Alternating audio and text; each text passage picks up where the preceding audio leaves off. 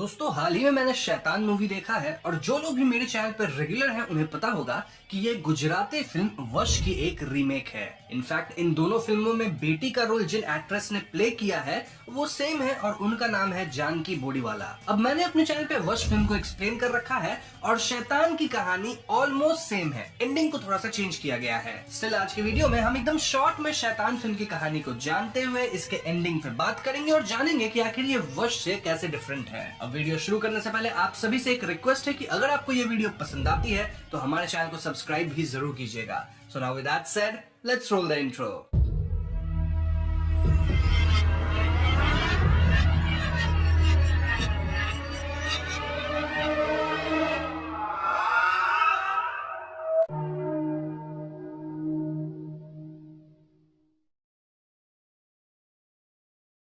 तो फिल्म की शुरुआत में हमें एक मरा हुआ चूहा दिखाया जाता है और एक अनजान आदमी पॉलिथीन बैग में इस चूहे को रख लेता है। फिर फिल्म की इंट्रो आती है और इसके बाद हम एक फैमिली को देख पाते हैं जिसमें 4 लोग हैं। यहाँ पिता का नाम कबीर है, माँ का नाम ज्योति, बड़ी बेटी का नाम जानवी और बेटे का नाम ध्रुव है। कार में जानवी अपने पिता से कहती है कि वो अपनी फ्रेंड्स के साथ लद्दाख ट्रिप पे जाना चाहती है and Kabir was not sure कि वो जानवी को इस ट्रिप के लिए अलाउ करे, लेकिन जानवी एकदम जिद करने लग गई थी और ऐसे में कबीर फाइनली मान जाता है। लेकिन कबीर के कुछ कंडीशंस थे, लाइक उन्हें जानवी के सभी फ्रेंड्स का नाम और फोन नंबर चाहिए था एंड मोस्ट इंपॉर्टेंट इज कि जानवी को हमेशा अपना लाइव लोकेशन शेयर करना है। जानवी इसके लिए मान जाती है और उसके फ्रेंड्स ट्रिप पे जाने से पहले ये फैमिली अगले दिन एक छोटी आउटिंग पे निकलती है। बेसिकली ये लोग अपने फार्म हाउस जा रहे थे और रास्ते में ये फैमिली एक रेस्टोरेंट में भोजन करने रुकती है। यहाँ खाने में ये लोग पराठा मंगवाते हैं और जानवी इस पराठा को खाने से मना कर देती है क्योंकि इसमें बहुत बटर था। कबीर यहाँ 2 चाय ऑर्डर करना चाहता था लेकिन उसके पास 20 रुपए छुट्टा नहीं था। ऐसे में वहाँ खड़ा एक अनजान आदमी अपने लिए एक चाय लेता है और 2 चाय कबीर की फैमिली के लिए भी ले लेता है। कबीर उसे अपने फैमिली टेबल पे इनवाइट करता है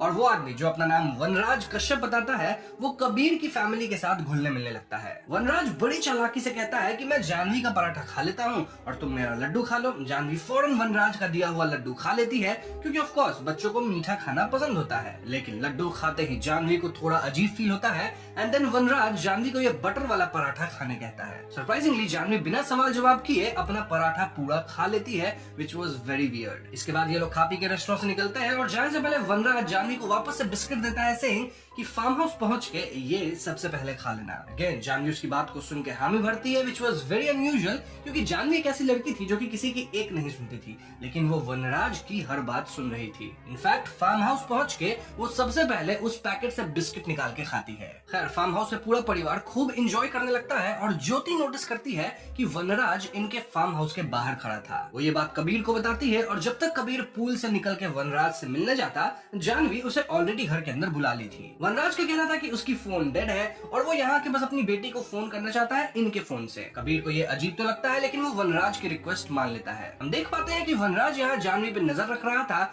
और अब भी जानवी उसकी हर बात मान रही थी। ज्योति वनराज के घर में आने से खुश नहीं थी लेकिन कबीर का कहना था कि हम बस उसकी हेल्प कर रहे हैं और थोड़ी देर में वो चला जाएगा और मैं चेंज करके उस पे ही नजर रखूंगा। खैर जानवी वनराज से बात कर रही होती है जहाँ वो उसे अपने बॉयफ्रेंड के बारे में बताती है, देन अपने अपकमिंग लद्दाख ट्रिप के बारे में बताती है वगैरह वगैरह। वनराज कहता है कि तुम लद्दाख ट्रिप पे नहीं जा पाओगे क्योंकि तुम्हें तो मेरे साथ चलना है। वो जानवी को इस प्रस्ताव पे ओके बोलने कह रहा था और जानवी भी फॉर सम रीजन ओके बोलने के लिए कंपेल हो रही थी, लेकिन तभी ध्रुव जानवी की तरफ बॉल फेंकता है जिससे ये ऑकवर्ड इंटरेक्शन भंग हो जाता है। ध्रुव बार बार जानवी से खेलने को कह रहा था और ऐसे वनराज जानवी से कहता है कि आज तुम अपने भाई के साथ इतना खेलो कि आगे उसे खेलने का मन ही ना करे। इसके ठीक बाद जानवी जाती है और ध्रुव को स्विंग पे बिठाकर उसे बहुत जोर से झुलाने लगती है। इससे ध्रुव डर के चीखने लगता है और ये बात ज्योति नोटिस करती है। कबीर और ज्योति किसी तरह जानवी को रोकते हैं और अब तक ध्रुव को तो चक्कर वगैरह आने लग गए थे। कबीर जानवी पे थोड़ा गुस्सा होते हैं और वहीं बैठा वनराज कहता है कि जानवी पापा से सॉरी बोलो और जानवी तुरंत सॉरी बोलती है। अब खाना खाते वक्त वनराज फिर से इनके फैमिली मैटर्स में दखल अंदाजी करने लगता है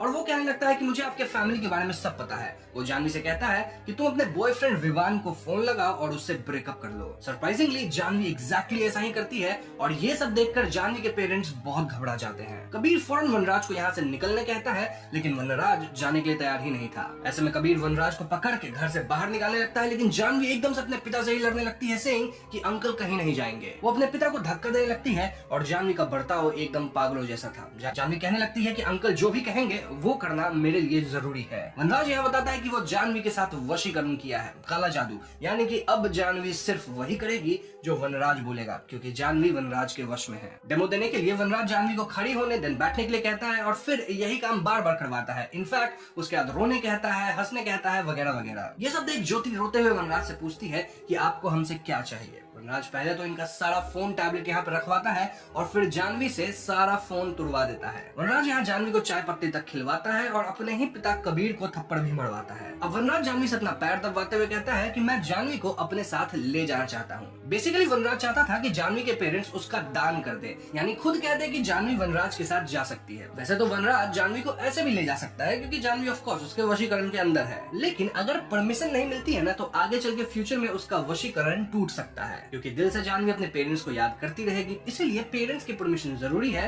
और कबीर एंड ज्योति को ये कहना है कि वो अपनी बेटी का आजीवन अर्पण कर रहे हैं। ऑफ कोर्स कबीर इसके लिए तैयार नहीं होता। ऐसा वनराज कहने लगता है कि जब कोई मेरे सामने तड़पता है और गिड़गिड़ाता है तो मुझे बहुत अच्छा लगता है। ऐसा कह के वनराज जानवी को एक लात मारता है और इसके रिएक्शन में कबीर वनराज को पीटने लग जाता है। वनराज जानवी से ध्रुव का सर फोड़ देने कहता है और जानवी ऐसा ही करती है। दूसरी तरफ हम पुलिस को यहाँ आते देखते हैं क्योंकि ज्योति बार बार पुलिस हेल्पलाइन पे मिस्ड कॉल्स मार रही थी। पुलिस घर के अंदर आती है और यहाँ हम कबीर, ज्योति और वनराज को ऐसे बिहेव करते देखते हैं मानो ये सब फैमिली एंड फ्रेंड्स हैं। अब ऐसा इसलिए क्योंकि वनराज जानवी को एक गैस सिलेंडर के ऊपर गैस ओपन करके बैठा दिया था, साथ ही उसके हाथ में माचिस थी। यानी अगर कबीर या ज्योति अपना मुंह खोलते तो जानवी गैस में आग लगा देती, जिससे वो तो कम से कम मारी ही जाती और बाकी लोग को भी क्षति होता है क्योंकि गैस तो एक्सप्लोड होता है। ये लोग पुलिस को किसी तरह समझा बुझा के यहाँ से भेज देते हैं, जिसके बाद वनराज और भी भड़कता है। कबीर यहाँ वनराज को घर और पैसा भी ऑफर करता है, लेकिन वनराज कबीर के सामने ही पैसा जला देता है, यानी कि इट वाज क्लियर कि वनराज को जानवी ही चाहिए थी। वनराज कहता है कि धन पाना, हवस और लालच ये सब बेकार की चीजें मेरे अंदर नहीं है, क्योंकि मैं इंसान नहीं हूँ बल्कि मैं इंसानों से बहुत आगे बढ़ चुका हूँ। ये उम्रा की रात मेरे लिए आई है। उम्रा परछाई का वो काला हिस्सा है जहाँ रोशनी की एक किरण तक नहीं पहुँचती। इसके बाद वनराज संस्कृत में कुछ चीजें बोलता है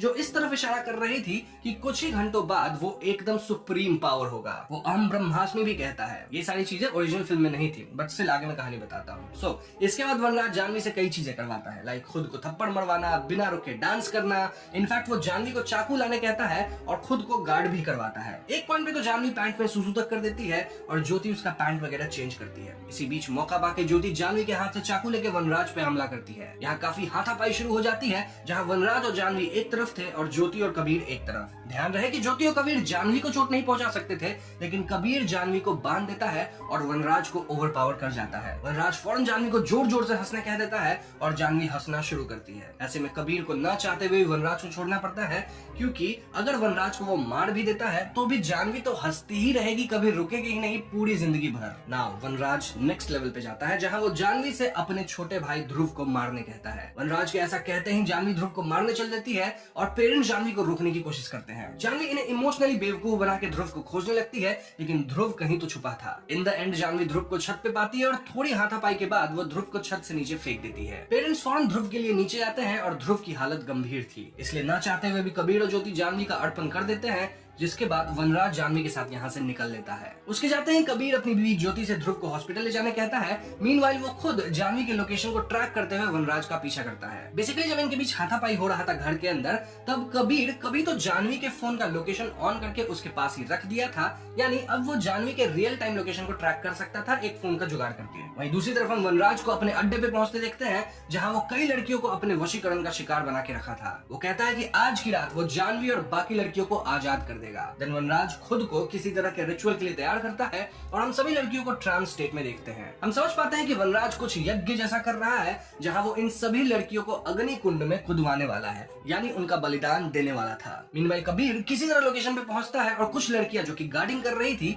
वो कबीर पे हमला करती हैं। कबीर इन सबसे लड़ते हुए फाइनली आग वाली जगह पे पहुंचता है और वनराज कुछ देर के लिए अपना रिचुअल रोकता है। कबीर को घसीट के वनराज के पास ले जाया जाता है और इस पॉइंट पे वनराज अपना प्लान बताता है। दरअसल इन सभी लड़कियों की बलि देने के बाद वनराज की शक्तियां इतनी बढ़ जाएगी कि वो किसी से सिर्फ नजर मिला के उन्हें अपने वश में कर पाएगा। उसे किसी को लड्डू या फिर पेड़े खिलाने की जरूरत नहीं पड़ेगी। वनराज कहता है कि सभी भगवान के गुलाम है, लेकिन कुछ लोग इस लायक नहीं होते। अब मैं सभी को अपने वश में करूंगा और मैं उनका भगवान बनूंगा। बेसिकली वनराज यहाँ पूरी दुनिया को अपने वश में करने का प्लान कर रहा था। इसके बाद वनराज फिर से अपना रिचुअल शुरू करता है, जहाँ वो काली कठपुतलियां आग में फेंक रहा था और लड़कियां धीरे धीरे आग की तरफ बढ़ रही थी। अब इससे पहले वनराज अपनी आखिरी लाल वाली कठपुतली फेंकता, जिसके बाद सारी लड़कियां आग में कूदने वाली थी। कबीर उस पे आग वाली लकड़ी से हमला करता है और इससे पहले वनराज कुछ बोलता, कबीर उसका जीभ ही काट देता है। कबीर वनराज के जीभ को आग में फेंक देता है और यहाँ सारी लड़कियां कबीर पे हमला बोल देती हैं। तभी एकदम से वनराज की आवाज आती है, सेइंग कि तुम पहले की तरह नॉर्मल हो और मैं तुम्हें हमेशा हमेशा के लिए आजाद करता हूँ। ये सुनते लड़कियां रुक जाती हैं और आजाद हो जाती हैं। अब यहाँ आता है कहानी में ट्विस्ट, जहाँ हम समझ पाते हैं कि पूरे इवेंट्स के दौरान कबीर अपने पॉकेट में एक वॉइस रिकॉर्डर रखा था। इनके फार्म हाउस पे एक ऐसा सिचुएशन आया था जहाँ वनराज इन्हें टॉन्ट करते हुए, मतलब इन्हें चिढ़ाते हुए कह रहा था कि आपको क्या चाहिए कि मैं सभी को आजाद कर दूं ताकि सब नॉर्मल हो जाए हमेशा के लिए। तो हाँ, इस ऑडियो को रिकॉर्ड करके अपने बेटे की मदद से कट एडिट करके कबीर परफेक्ट बना लिया था, जो कि वो अभी प्ले करके सभी लड़कियों को आजाद कर दिया। यानी सभी लड़कियों के साथ जान भी बच गई थी and it looks like a happy ending. अगले सीन में हम पुलिस को भी देखते हैं, जिनसे हम जान पाते हैं कि उस जगह पे 108 लड़कियां थी। 108 ही क्यों? क्योंकि 108 नंबर का हमारे धर्म में काफी सिग्निफिकेंस है। सभी लड़कियां अपने घर वापस जा चुकी हैं और अपने परिवार से मिल रही हैं। मीनवाइल हम देख पाते हैं कि ज्योति भी ठीक है और ध्रुव भी अब हील कर रहा है। अब यहाँ से कहानी 1 साल बाद की आती है, जहाँ मूवी के स्टार्ट वाला सीन देखते हैं। जी हाँ, वही चूहा पकड़ने वाला सीन, और चूहा पकड़ने वाला इंसान और कोई नहीं बल्कि एक कबीर था, जो कि जंगल जैसी जगह में एक बेसमेंट के अंदर कहीं तो जाता है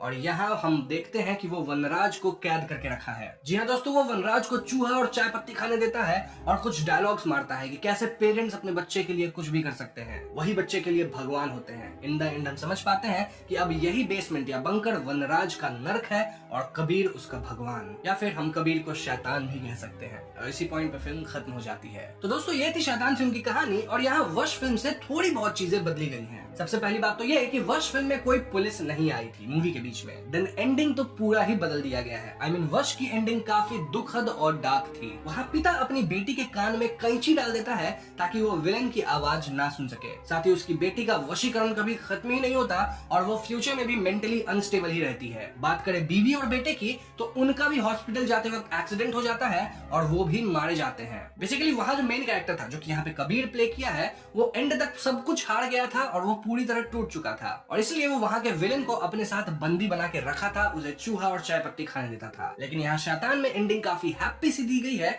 जहाँ सब लोग बच गए। कैसे? वनराज की रिकॉर्डेड वॉइस की मदद से, जो कि मुझे थोड़ा सा अजीब लगा क्योंकि आज तो एआई का समय है, तो ऐसे भी वनराज का कोई ना कोई आवाज कॉपी करके किसी को भी कुछ भी कर सकता था। यही वजह है कि मुझे पर्सनली वश वाली एंडिंग ज्यादा इम्पैक्टफुल लगी थी, क्योंकि ऑफ कोर्स वो ज्यादा डार्क सी थी।